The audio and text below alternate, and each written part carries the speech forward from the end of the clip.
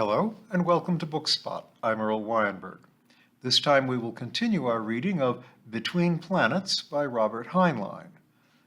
Our hero Don has just been released from the custody of the IBI and found that his parents' old friend, Dr. Jefferson, had died while they were questioning him. Chapter 4, Glory Road. Don still had things to do. He could not stand there all night. First, he supposed that he had better go back to the station and pick up his bags. He fumbled in his pouch for his claim check while he worried about just how he would get there. He still did not have hard money with which to pay off an auto cab. He failed to find the claim check. Presently, he removed everything from the pouch. Everything else was there: his letter of credit, his identification card, the messages from his parents, a flat photo of Lazy, his birth certificate, odds and ends, but no claim check. He remembered putting it there. He thought of going back into the IBI warren. He was quite sure now that it must have been taken from him while he slept. Darn funny, him falling asleep like that at such a time. Had they drugged him? He decided against going back. Not only did he not know the name of the officer who had questioned him, nor any other way of identifying him, but more importantly, he would not have gone back into that place for all the luggage in Gary Station. Let it go, let it go. He'd pick up more socks and shorts before blast-off. He decided instead to go to the caravansary. First, he had to find out where it was. He walked slowly along, looking for someone who did not seem too busy nor too important to ask. He found him in the person of a lottery ticket vendor at the next intersection. The vendor looked him over. "You don't want to go to that place, Mac. I can fix you up with something really good." He winked. Don insisted that he knew what he wanted. The man shrugged. "Okay, chump. Straight ahead until you come to a square with an electric fountain in it, then take the slidewalk south. Ask anybody where to get off. What month were you born in?" "July." "July? Boy, are you lucky. I've just got one ticket left with your horoscope combination. Here." Don had no intention at all of buying it, and he thought of telling the grifter that he considered horoscopes as silly as spectacles on a cow. But he found that he had purchased it with his last coin. He pocketed the ticket, feeling foolish. The vendor said, "About half a mile on that slidewalk. Brush the hay out of your hair before you go in." Don found the slidewalk without difficulty and discovered that it was a pay-as-you-enter express. The machine not being interested in lottery tickets, he walked the catwalk alongside it to the hotel. He had no trouble finding it. Its brilliantly lighted entrance spread for 100 yards along the tunnel. No one scurried to help him as he came in. He went to the reservation desk and asked for a room. The clerk looked him over doubtfully. "Did someone take care of your baggage, sir?" Don explained he had none. "Well, that will be $22.50 in advance.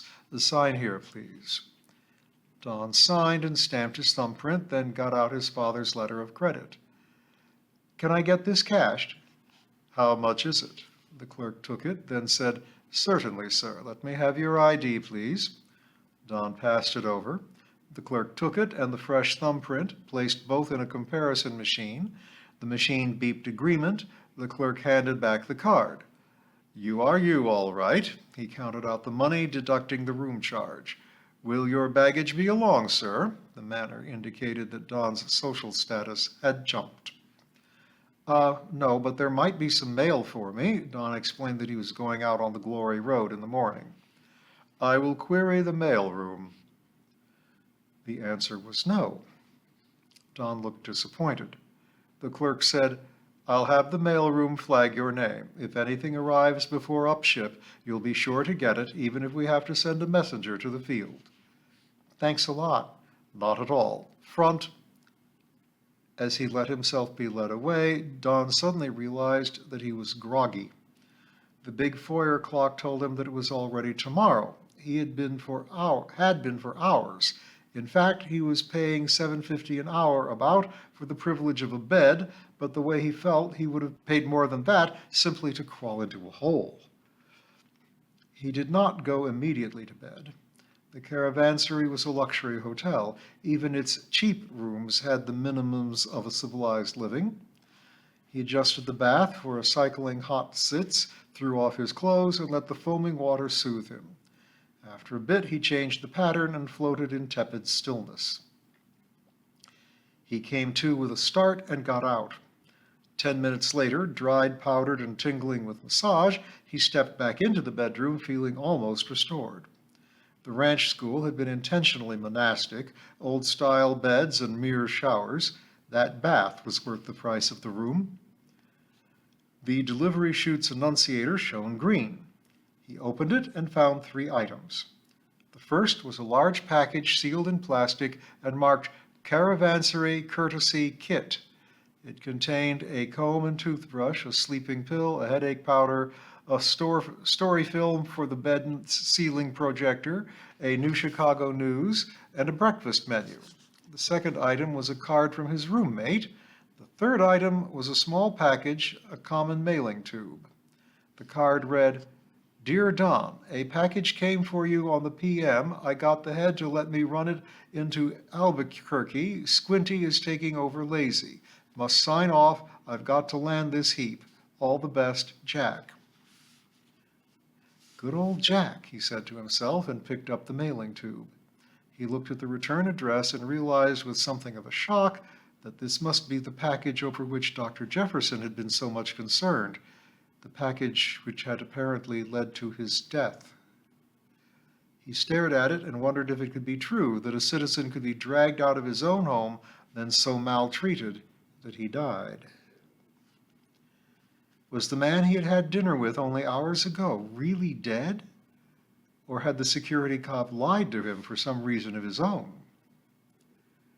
Part of it was certainly true. He had seen them waiting to arrest the doctor. Why, he himself had been arrested and threatened and questioned, and had had his baggage virtually stolen from him for nothing. He hadn't been doing a thing, not a confounded thing, just going about his lawful business. Suddenly he was shaking with anger. He had let himself be pushed around. He made a solemn vow never to let it happen again. He could see now that there were 6 places where he should have been stubborn. If he had fought right at the outset, Dr. Jefferson might be alive. If he actually were dead, he amended. But he had let himself be bulldozed by the odds against him. He promised himself never again to pay any attention to the odds, but only to the issues.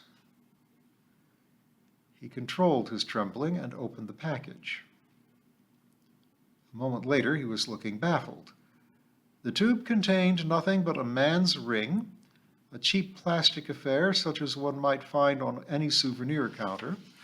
An old English capital H framed with a circle had been pressed into the face of it, and the grooves filled with white enamel.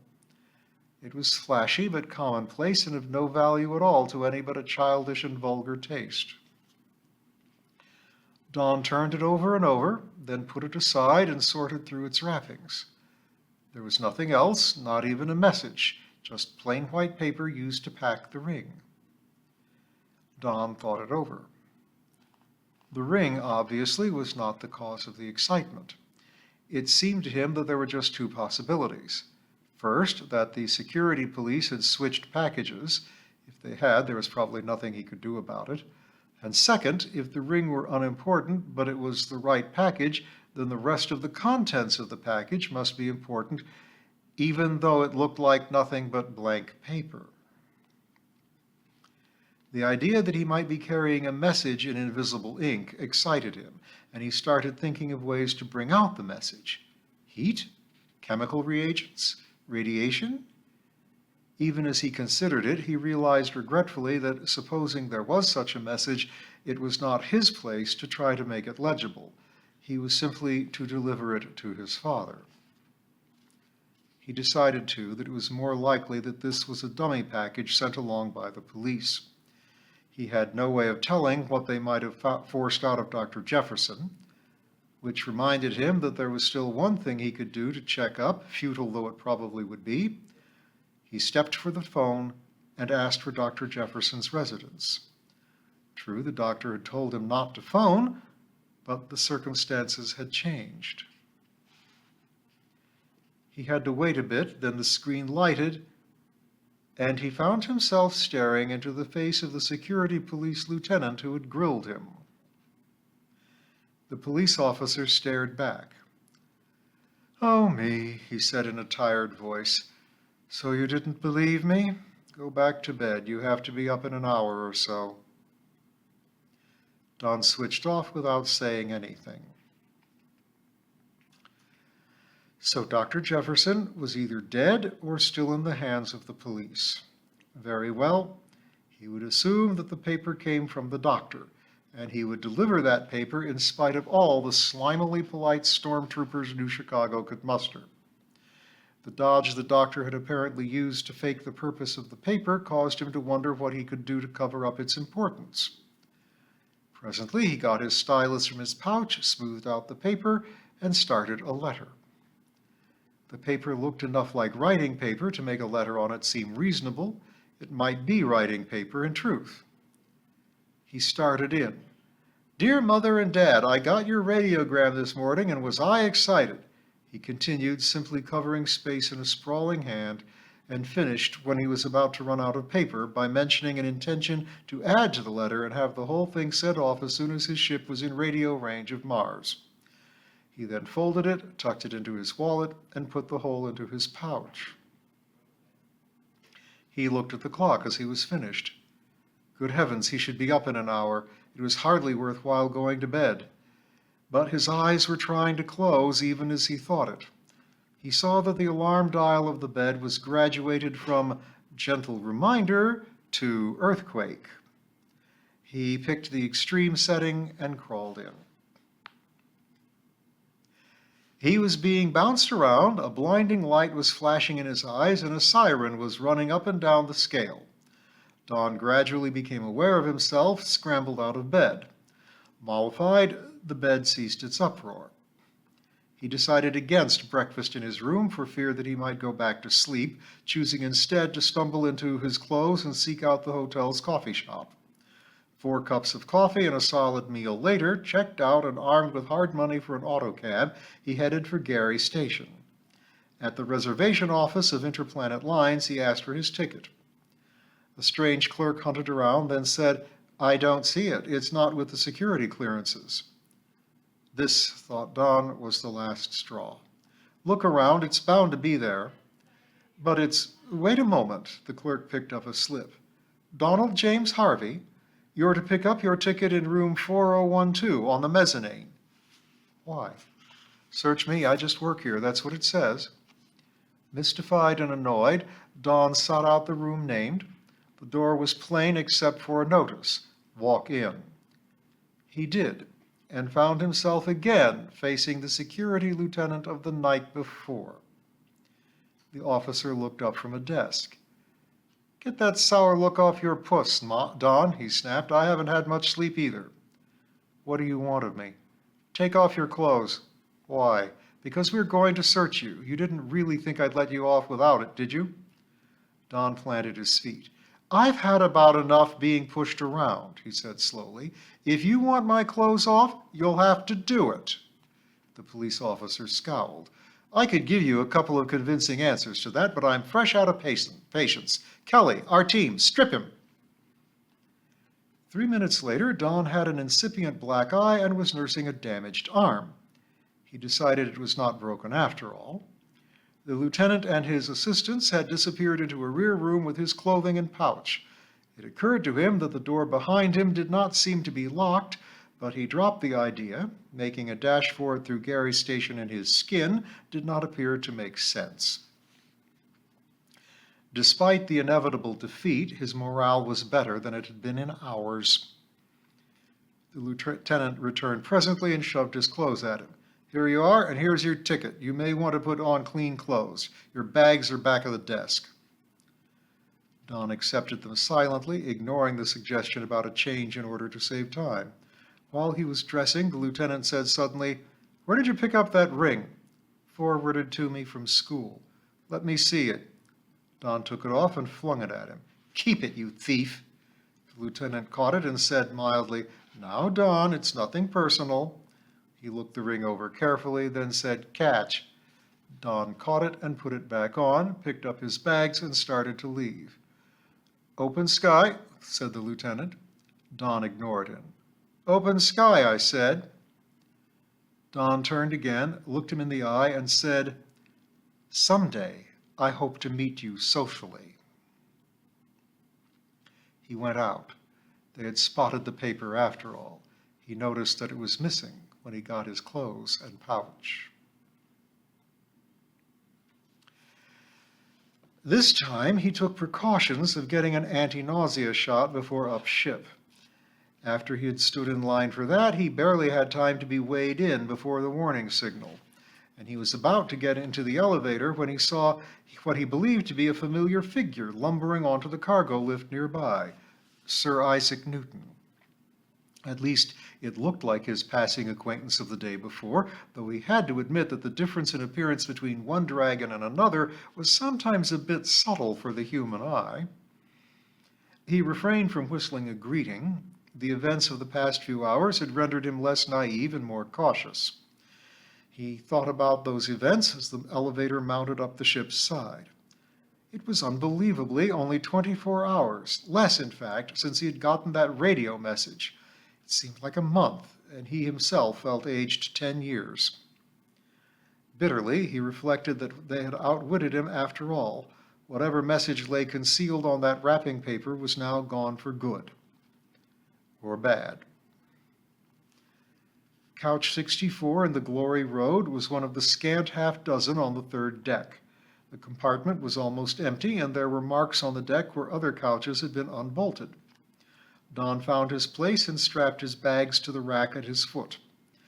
While he was doing so, he heard a rich Cockney voice behind him. He turned and whistled greeting. Sir Isaac Newton was being cautiously introduced into the compartment from the cargo hold below with the help of about 6 spaceport hands. He whistled back a courteous answer while continuing to supervise the engineering feat via voder. "Easy, friends, easy does it. Now, if 2 of you will be so kind as to place my left midship's foot on the ladder, bearing in mind that I cannot see it. Whoops, mind your fingers. There, I think I can make it now. Is there anything breakable in the way of my tail?" The boss stevedore answered, "All clear, Chief. Ups-a-daisy." "If you mean what I think you mean," answered the Venerian, "then on your mark, get set, go."